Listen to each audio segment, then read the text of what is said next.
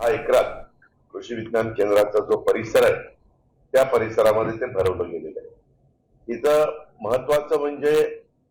तुम्ही बाकीच्या ठिकाणीशी डॉक्युमेंटरी दाखवतात तर सांगतात की बाबा असं असं तिथं होतं, इथं प्रत्यक्षांनी डोळ्यांनीच बघायचंय की तिथं कशी पिकं आहेत, काय पिकं आहेत,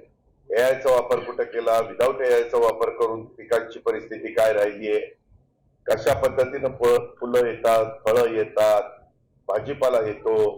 इतर वेगवेगळ्या प्रकारची पिकं येतात, ऊस येतो, जनावरं वेगवेगळ्या प्रकारचे जे काही आपली जाती आहेत आपल्या भारतात किंवा महाराष्ट्रात अशा अनेक प्रकारचे वेगवेगळे तुम्हाला अॅनिमल्स इथं पाहायला मिळतील। कोंबड्यांमधले प्रकार, शेळ्यांमधले प्रकार अशा या सर्व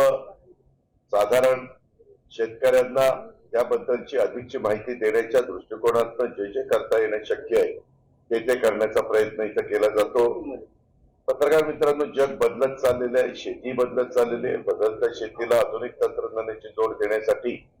एआय म्हणजे कृत्रिम बुद्धिमत्ता